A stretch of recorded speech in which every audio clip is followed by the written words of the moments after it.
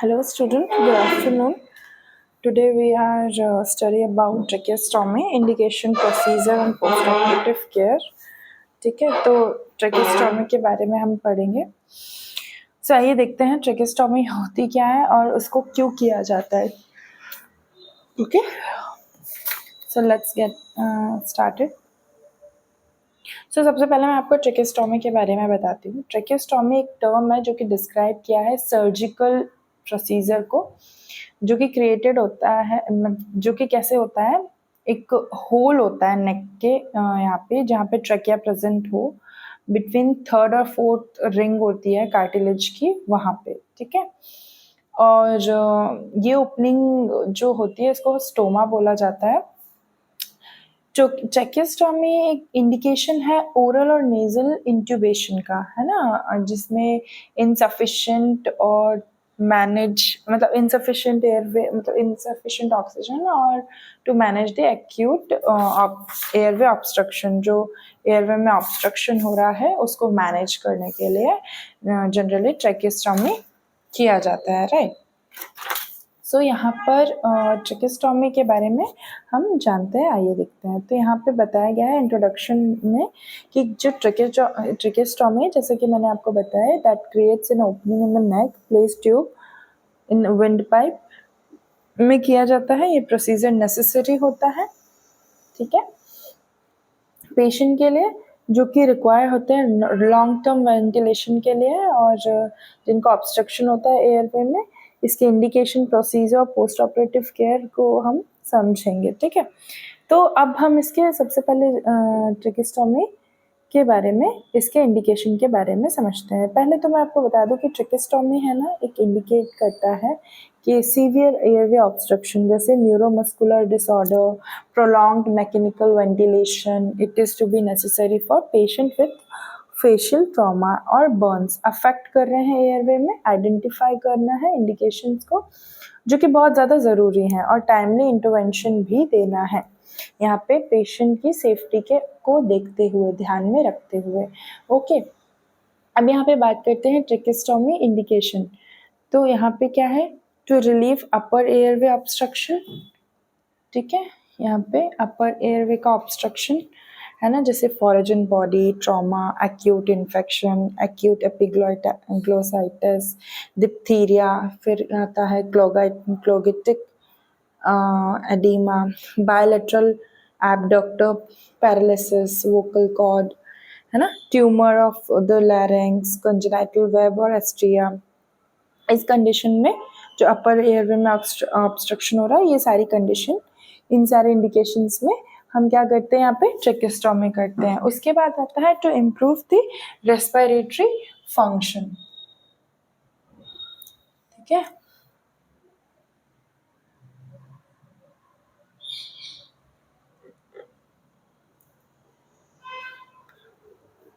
तो यहाँ पे क्या बताया गया है, यहाँ पे फॉर्मुलेटिंग ब्रोंकियो, सॉरी फॉर्मुलेटिंग ब्रोंकियो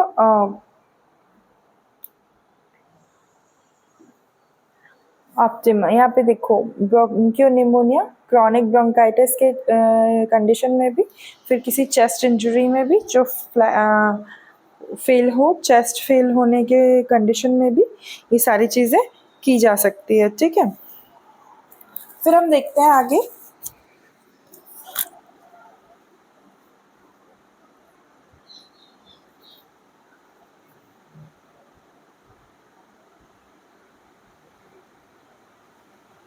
इसमें क्या बताया गया है, tracheostomy indicate the case of severe airway obstruction और neuromuscular disorder.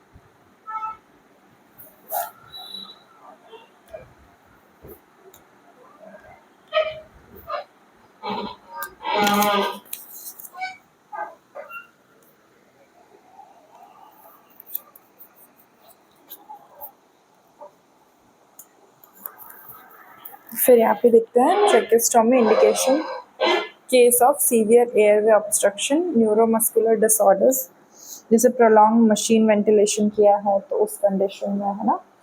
It may be also necessary for patient with facial trauma, जिसे बर्न वगैरह अफेक्ट किया है एयरवे को, तो उस कंडीशन में आइडेंटिफाई करना है ये सारे इंडिकेशंस को. ये बहुत ज़्यादा ही क्रूशियल टाइमली इंटरवेंशन है पेशेंट की सेफ्टी के लिए. Okay, so next we study about the operative assessment. यहाँ पे इम्प्रूव सर्जरी फंक्शन के लिए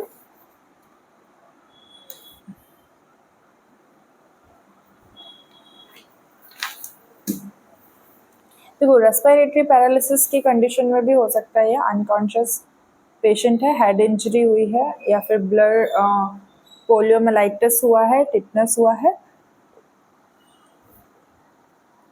उस कंडीशन में भी आप ये कर सकते हैं. आता है before performing tracheostomy through a pre operative assessment is required. This include evaluating the patient medical history, airway and anatomy and risk factor. For complications, proper assessment चाहिए, safer surgical experience चाहिए, better post operative outcome के लिए, है ना. तो यहाँ पे जैसे टाइप्स ऑफ ट्रेकेस्टोमी देखे तो एक होती है टेम्परेरी बेसिस पे और एक होती है परमानेंट बेसिस पे. तो जो टेम्परेरी बेसिस पे होती है ट्रेकेस्टोमी, वो फॉर्म्ड होती है पेशेंट के required long term respiratory support के लिए, जो कि अनेबल होते हैं प्रोटेक्ट देयर ओन एयरवे. मतलब जो ट्रेकेस्टोमी ट्यूब है वो इंसर्ट किया जाता है to maintain patency of the airway, है ना. और यहाँ पे परमानेंट ट्रेकेस्टोमी में क्या होता है, परमानेंट ट्रेकेस्टोमी में यहाँ पे क्या हो रहा है कि जो ट्रेकेस्टोमी है वो क्रिएट हो रही है where the trachea is brought out of the surface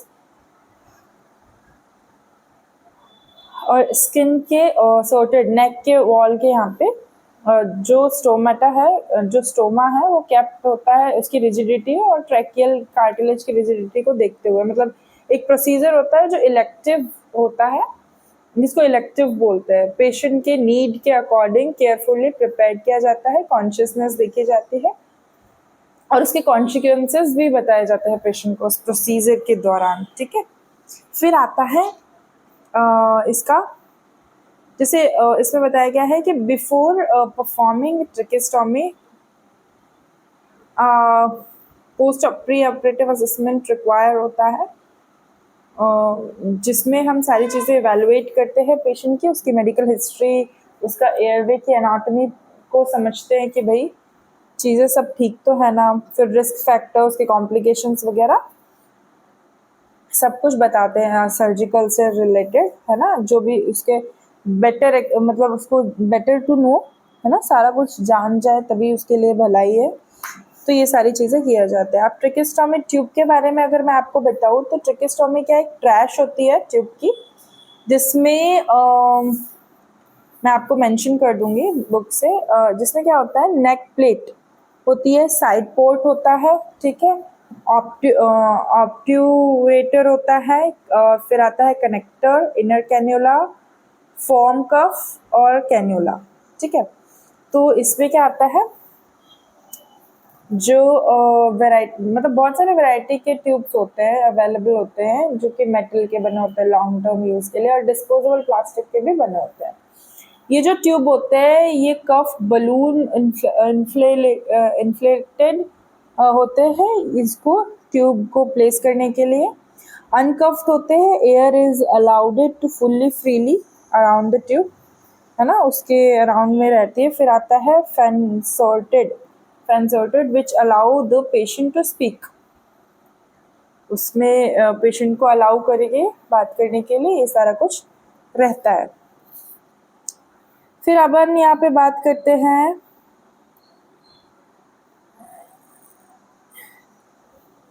parts of tracheostomy tube के बारे में. तो मेनली इसके पार्ट्स में क्या रहता है, commonly used tracheostomy tube consist of 3 parts. Okay, outer cannula, with flanged neck plate, inner cannula, obturator. The outer cannula is the outer tube that holds the tracheostomy open.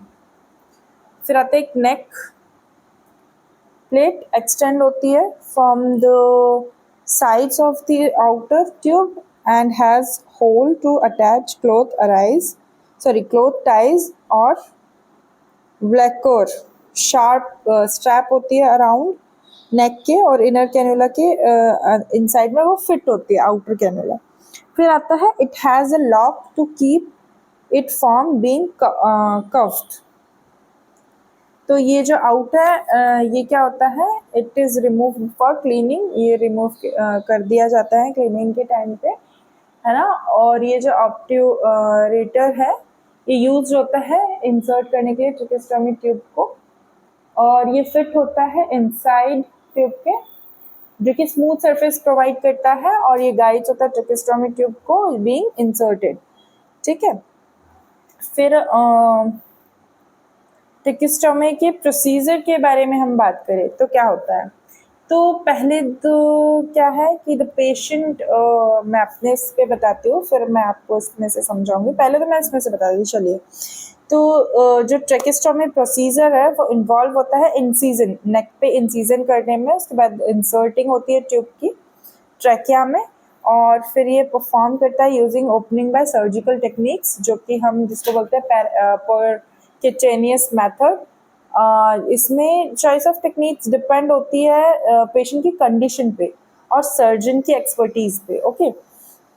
तो mainly ये procedure करते कैसे हैं अब हम वो जानते हैं. तो क्या होता है ये ट्रेकेस्टोमी ट्यूब का प्रोसीजर कैसा है. The patient is made to lie down on their back and supine position with the neck and head extended by keeping the pillow और sandbag under the shoulder and neck और scapula. जो tracheostomy है ये procedure के time पे जो patient है वो सुपाइन पोजीशन में लेटा रहेगा. ठीक है. और उसका बैक के बल पे या फिर सुपाइन पोजीशन में एकदम लेटा रहेगा. उसकी जो नेक है और हेड एकदम टिल्टेड और एक्सटेंडेड रहेंगे. ठीक है. पिलो देना है या फिर सैंडबैग देना है उसके नेक के नीचे, और शोल्डर को सपोर्ट देते हुए स्कैपुला के यहाँ पे लोकल स्कैपुला को सपोर्ट देना है. उसके बाद लोकल एनेस्थीसिया या जनरल एनेस्थीसिया लगाकर ये प्रोसीजर को स्टार्ट करना है. उसके बाद हॉरिजॉन्टल कट करना है across the neck 1 centimetre above. ठीक है. 1 सेंटीमीटर अबव. और स्टर्नल नॉच बनानी है using knife incision. Sternal notch बनानी है नाइफ से इंसीजन करना है. इंसीजन मतलब कट लगाना है. ठीक है. Should extended to the sternomastoid muscles पर, स्टर्नोमैस्टोइड मसल्स पर छोटा सा एक्सटेंड करना है. उसके बाद आता है skin sharpened by surrounding tissue, है ना. और डिस्ट्रैक्टेड करना है एक्सपोजर ट्रैकिया. जब तक थोड़ा सा कट लगाना है तब तक वो ट्रैकिया दिखे ना. फिर distracted through the facial pens, वो रिट्रैक्ट होने लगेगा. एंटीरियर जुगुलर वेन दिखने लगेगी. फिर रिट्रैक्ट करके शार्प मसल्स जो होगी उसको डिवाइड करना है. थायराइड, इथेमस बोन है ना, तो उस पे वो करना है. फिर आता है place cricoid hook on second tracheal ring और थर्ड और फोर्थ ट्रैकियल रिंग. यहाँ पे इंसाइड करना है for the tracheostomy tube to be placed. यहाँ पे जो रिंग है वो इंसाइड करना, ट्रेकेस्टोमी ट्यूब जो है वहाँ पे प्लेस्ड हो उसके लिए. ठीक है. फिर आता है before the tracheostomy tube tube is introduced the trachea by suctionate or thoroughly to remove the secretions and blood. यहाँ पे जो है ना ट्रैकिया के सेक्शन जो किया वहाँ पे जहाँ जब आपको ट्रैकिया दिखने लगे तो वहाँ पे जो जितने भी सिक्रेशन हो, बहुत ज़्यादा ब्लड का सिक्रेशन होगा, उसको मूव करते जाना. एक सूटेबल साइज़ की ट्रेकेस्टोमी ट्यूब लेनी है, उसको इंसाइड करना है ऑप्टुलेटर से. उसके बाद while choosing the tube smallest feasible tube should be used, है ना. जितना है जब सिलेक्ट हो रहा है तो आपको तब तक देखना है. फिर a general rule is that tube should be 3/4 in a diameter of trachea. 3/4 रहना है, डायमीटर देखना है, ट्रैकिया का मेजरमेंट करना है. फिर the curve of the tube is inflated by using 2 to 5 ml of air. And जो कफ है वो वहाँ पे फिक्स्ड होने के लिए 2 to 5 ml का एयर उसमें प्लेस करेंगे और place by using the neck tie बनाना है. उसके बाद जो इंसिजन है उसको क्लोज करना है, स्किन सूचर्स लगाने हैं वहाँ पे, और जो साइड है ट्रेकेस्टोमी की ट्यूब की वो सिक्योर करना है टेप से. फिर ड्रेसिंग अप्लाई करना है, वुंड हील होना है. फिर tie should be very tight and should be 1 finger loose. ऐसा 1 finger लूज रहना चाहिए उसको जो टाई किया है, ज़्यादा टाइट भी नहीं रहना चाहिए. तो ये सारे मेजर्स होते हैं इस प्रोसीजर के. अब ट्रेकेस्टोमी ट्यूब जो है वो वेरियस टाइप के आते हैं, मैंने आपको बताया कफ्ड होते हैं और अनकफ्ड भी होते हैं, है ना.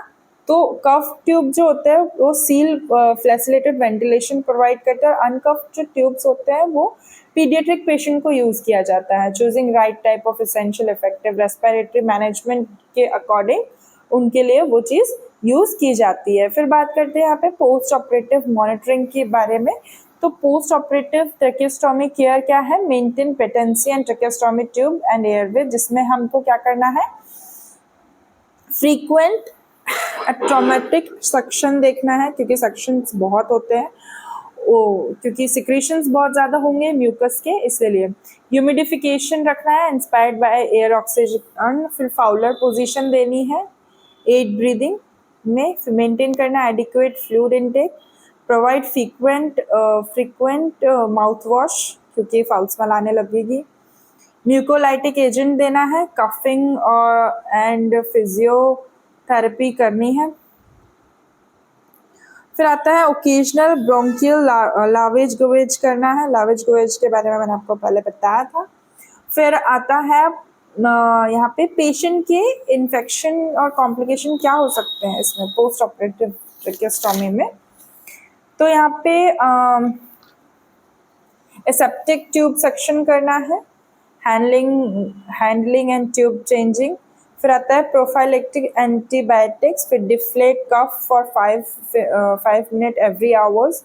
फिर अवॉइड करना है ट्यूब इम्पेनिंग को, और फिर पोस्टीरियर ट्रैकिया वॉल को भी साफ करना है. यहाँ पे बताया गया है कि पोस्ट ऑपरेटिव मॉनिटरिंग जो है वो क्रिटिकल पेशेंट को की जाती है अंडरगो ट्रेकेस्टोमी की. एस्पेक्ट इंक्लूड होते हैं वाइटल साइन देखना है, ऑक्सीजन सिचुएशन देखना है, ट्यूब की पेटेंसी देखनी है, डिटेक्शन करना है. Complication such as bleeding infection can be significantly improve by the recovery outcomes. Okay, so next we'll understand the routine of the tracheostomy. यहाँ पे complication of tracheostomy क्या हो सकती है वही. तो complication में arise by the post tracheostomy include the infection tube dislodgement, है ना. फिर यहाँ पे airway obstruction हो सकता है. यहाँ पे अवेयरनेस रहे पोटेंशियल इशू को जो कि प्रमोट करे इंटरवेंशन और मैनेजमेंट को. ओके, रेगुलर असेसमेंट होना है, पेशेंट का एजुकेशन करना है, वाइटल कंपोनेंट्स ऑफ केयर देना है. ठीक है. फिर यहाँ पे बात करते हैं यहाँ पे ट्रेकेस्टोमी केयर यूनिट टेक्निक्स. तो यहाँ पे उसकी टेक्निक्स क्या देखो. रबिंग करना है proper, rubbing the trach of tube. Secretion जो हो गए इरिटेट हो सकती है स्किन अराउंड द स्टोमा जहाँ पे हमने होल किया है. डेली केयर करनी है उसकी स्ट्रेच की, needed to be prevent by infection और स्किन ब्रेकडाउन. फिर आता है under the tracheostomy tube and ties care should be done. यहाँ पे ट्रेकेस्टोमी ट्यूब हो सकता है वो केयर हमेशा देनी है, लीस्ट वंस अ डे. फिर मोर ऑफेंट होता है needed to be children with new trach. तो यहाँ पे चिल्ड्रन जो है वो वेंटिलेटर्स पे हैं अगर, तो नीड होता है ट्रैच को केयर करने का. ट्रैच जो हमने बनाया वहाँ पे उसकी केयर करने का. और ट्रेकेस्टोमी में ड्रेसिंग बहुत ज़्यादा ज़रूरी है, ड्रेनेज होने के चांसेस हो सकते हैं. ट्रेकेस्टोमी साइट में इरिटेशन हो सकती है और रबिंग हो सकती है, मतलब बार बार खुजली, बार बार हाथ जाना, तो वो बहुत ज़्यादा ज़रूरी है. तो यहाँ पे प्रॉपर ट्रेकेस्टोमी केयर करनी है. तो क्लीनिंग करना है स्टोमा की, चेंज करना है ट्यूब को अगर ज़रूरत है तो, इंश्योर करना है ह्यूमिडिफिकेशन को, एयर के बारे में एजुकेशन देना, both health care provider and patient is essential to prevent complication and promote effective respiratory function यहाँ पे, ठीक है। तो फिर यहाँ पे आता है ट्रेकेस्टोमी केयर किट, तो यहाँ पे आता है sterile cotton trip application, Q tip जो जिसको हम बोलते हैं क्यू टिप्स, उसके बाद आता है गुएज एनफिल्ड gauze, sterile suction catheter kit होती है, sterile normal saline hydrogen peroxide होती है, फिर आता है ट्रेकेस्टोमी टाइज एंड सीजर्स, फिर 2 स्टेराइल कप्स होते हैं, ठीक है। ये सारी चीज़ें हमें चाहिए होती है। फिर आता है educate patient and family tracheostomy care is crucial for successful recovery. This includes the instruction on the tube, maintenance, sign of complication and emergency procedure देखना है, प्रोवाइड करना support, enhance patient confidence and promote safety, है ना। यहाँ पे safety को भी promote करते हुए पेशेंट के चीज़ों को देखना है, ठीक है।